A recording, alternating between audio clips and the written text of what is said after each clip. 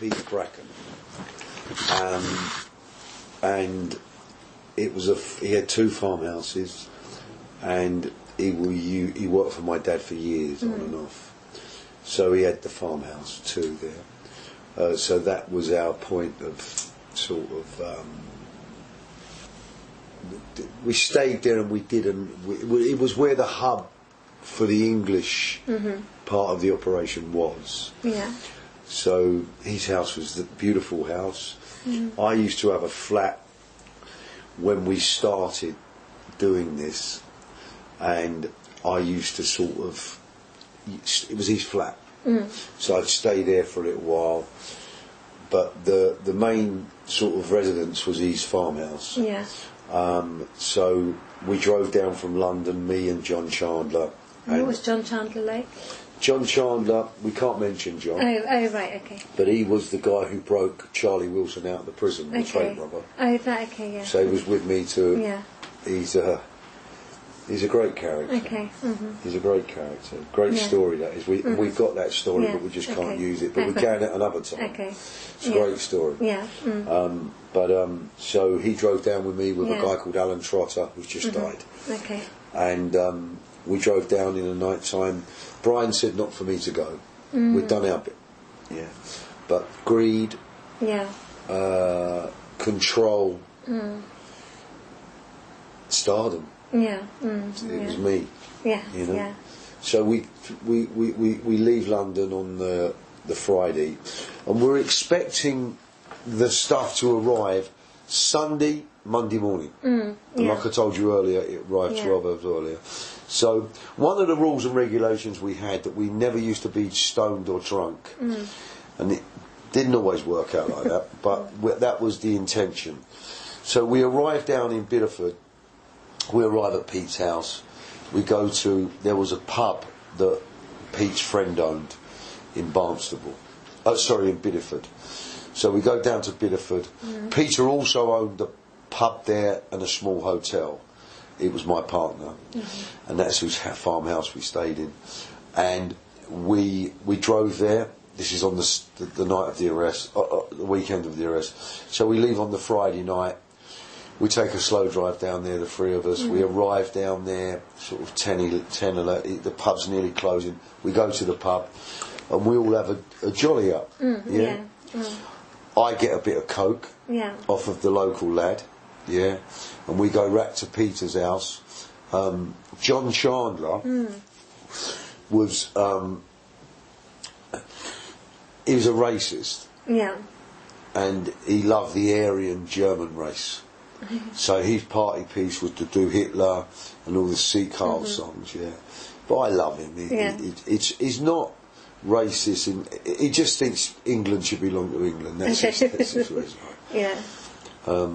He calls a coon, you know, and sometimes, John, you can't be like this, mate. But it's not either. That's who he is. He's old. His family fought in the war. Okay. We fought for this country, blah, blah, blah.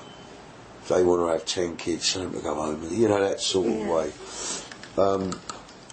And he was the original Chelsea playboy. Oh, really? Okay. Original Chelsea playboy. My mum adored him. Anyway, we go down, we go to the pub, we have a drink, I get some coke, we're in the house. John's doing the Zikal. And I'm starting to take this a little bit serious now. My serious mind's about me. But we've had a couple of lines of coke. So I'm telling Peter what I think he should do. And if he'd have listened to me and done it, the story that night would have been different. Not we'd have got away with it, but we would have seen everything. Yeah. We'd have watched it, and we might have got away. And plus, you have to do your job right. Yeah. So we're up. John falls over and cracks his ribs while he's dancing, and we have to go to a hospital, so we can't take him to a local hospital, so we have to get a taxi, and we send John out in the early hours of the morning. He's devastated that he's not going to get paid, so there's all that going on in the early hours of the morning. He cracked 3 ribs. We strap him up. By the grace of God, he doesn't realise he had the best result of his life. He leaves in a taxi and he goes over to Exeter. But instead of going to the hospital there, he straps himself up, gets on the train to London. He's, oh wow, that is a great escape. A great escape. He's away. Yeah. So it leaves me, Alan Trotter, Peter Bracken. Yes. And what Alan Peter like, just to get an idea? So. Right, Peter was more like he was like a 60s drug child. Okay. You know, he was about 10 years older than me. So he see the end of the 60s, early 70s, and he had the sort of David Cassidy haircut, blonde, blue-eyed. Looks a bit like a Bullock to look at. Would look good in the New Zealand rugby team, you know. Bow-legged. He had a jealousy about me as well. There was a lot of jealousy in this relationship, which I wouldn't. No, I don't want to offend him, but it was so. There was always a third person in the room when me and him was talking. It was that. Yeah. It was his ego. It was always hard. I didn't know. It was always a challenge. Yeah. Okay. And I used to skip round him. I was too warm for him. But he craved my dad's attention. He loved my dad. Yeah. And we're in his house. This is what we've got to do, Pete. Park the car on the hill, overlooking the Bideford, Westwood Ho, all round there. We can see where the vehicle is, we can see the boat, and we can see all what's going on. Yeah, we'd do that. Okay, we're feeling sort of...